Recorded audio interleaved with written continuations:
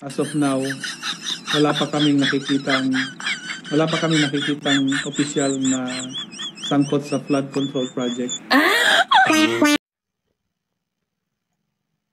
Pagkatapos ng matagal na pagtatago sa lungga ni dating Speaker Martin Romualdez, sa wakas nakita na rin natin siya, lumabas na siya sa kanyang lungga.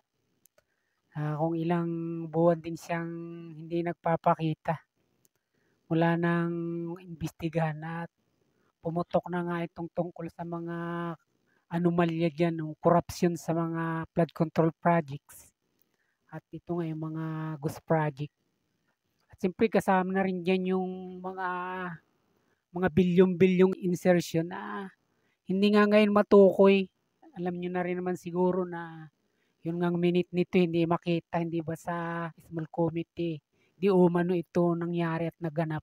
Itong mga dambuhalang insertion na ito na nangyari dyan sa 2025 budget. Bago naging gaan na nga ito na pinirma ng Pangulong Bongbong Marcos. At sa paglabas niya ito sa lunggay, nagpapasalamat siya.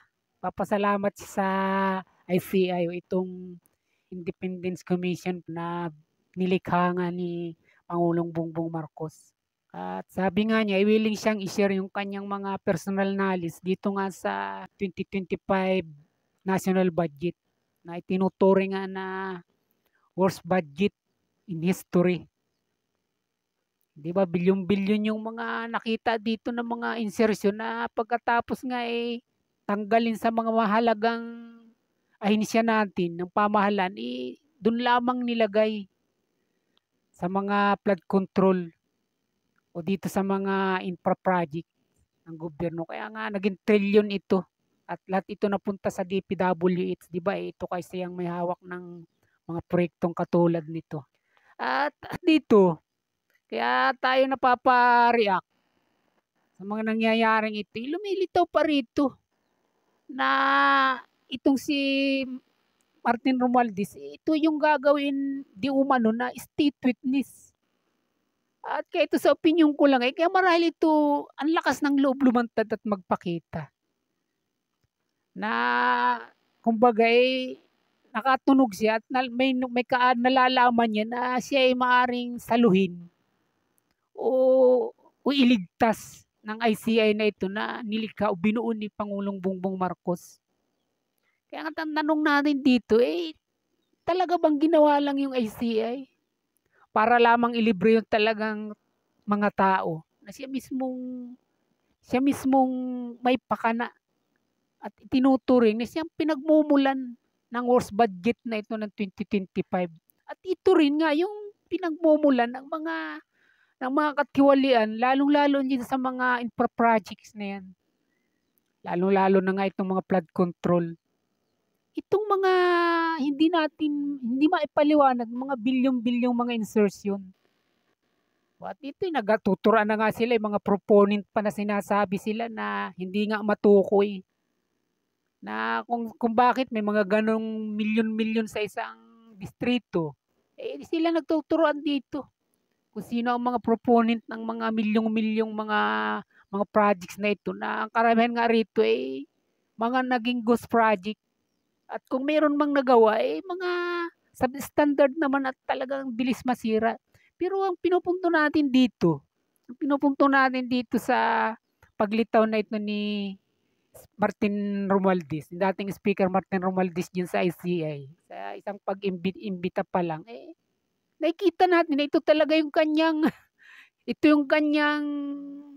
survivor. Ito yung nakikita niya, nakaligtasan niya. Na itong survivor niyang ito ay ang gumawa mismo ay ang pinsan niya, ang Pangulong Bongbong Marcos.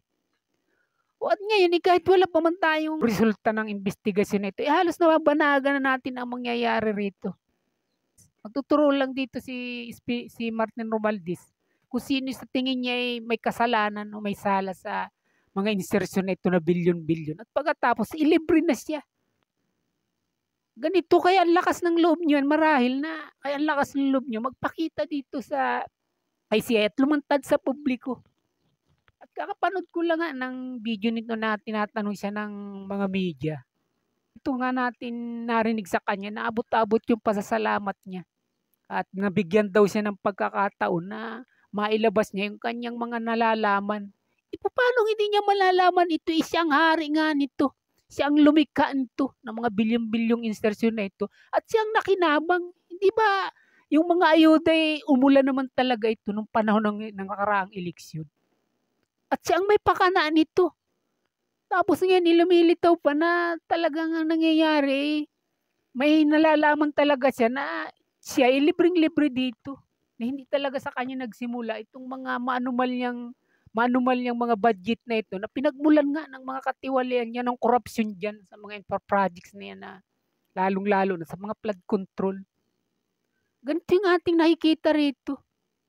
Na para wag na mag-imbestiga sa Senado, pigilan na natin yung Kongreso at yung mga Blue Ribbon Committee niyan sa Senado, dito lang tayo sa ICI na binuo ko kung saan ito yung magliligtas. Hindi lang kay sa pinsan niya at mismo kay Pangulong Bongbong Marcos. Ganyan yung nakikita po natin dito sa ICI na ito. Dati pa naman meron tayong na-vlog na rin dito na sana nga mag-pray tayo na meron tayong maasahan dito sa independent commission na ito na binuo nga niya. Ngayon nakikita natin na wala rin tayo rito mapapala. Kumbaga mas mabuti pa rito yung Senado na kahit nga hinahalo ng politik, kahit pa paano may malalaman tayo. Nagkakaroon tayo ng ideya kung sino ba talaga dito yung nagsasabi ng totoo at sino yung nagpapalusot lamang. Hindi ba malinaw naman yan kahit pa sabihin natin na hinahalo ng politika kaya nawawalan din ng saysay yung mga pagdinig nilang ginagawa doon. Pero basta dito lang tayo mapumoko sa bagay na ito na yung ICI nilikha talaga para malibre ang dalawang ito. Na siya talagang pasimuno ng bilyong-bilyong korupsyon na ito, mga kabayan, mga kapinas ko.